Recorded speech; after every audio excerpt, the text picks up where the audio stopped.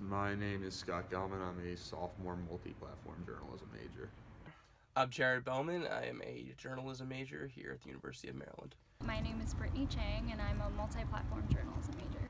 Do you have any faith in America right now?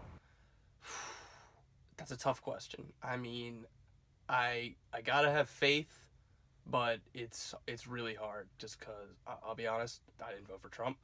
I didn't see any way that this could happen, and I don't agree with basically anything that he says. But you know what? You've got to have faith. The great thing about the United States is that even if we disagree with election results, the transfer of power has always been peaceful.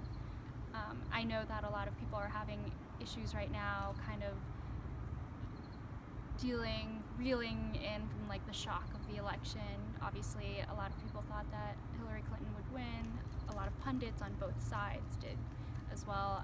So there's just a lot of processing and healing that needs to happen. But I do think that people can eventually come together. I don't believe that some extreme things that are happening could be happening right now.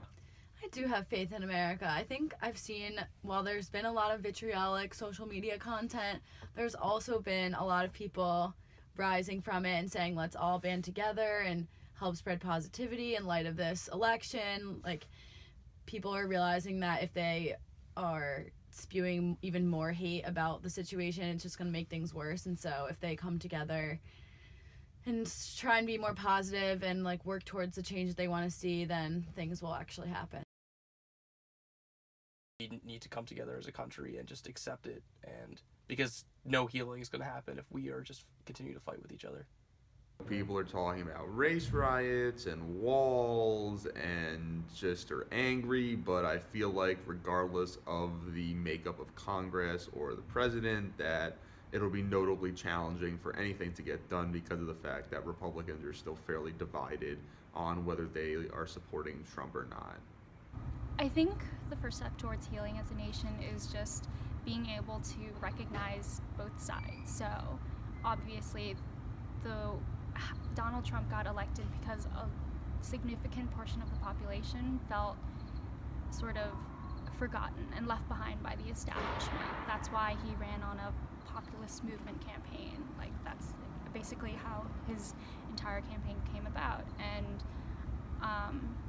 obviously, for the Democrats, they need to understand that there is this, population of people who are struggling with this. And obviously, on the GOP side, their party has really significantly changed in the past couple of decades. So them recognizing that there are people hurting who are afraid of what Trump can do as president, and how this is like the most power a Republican Party candidate has had since like 1928. Trying to like spread more positivity in like the places that we're seeing negativity. So like protests, maybe like instead of having protests, just having like peaceful like discussions about topics instead of like protesting or rioting. I mean, protesting is fine, but like instead of like rioting, maybe having like protests or like discussions. And like maybe on social media, like I know it's a lot of like really hateful things being said, so just trying to like be more positive. I'm not sure.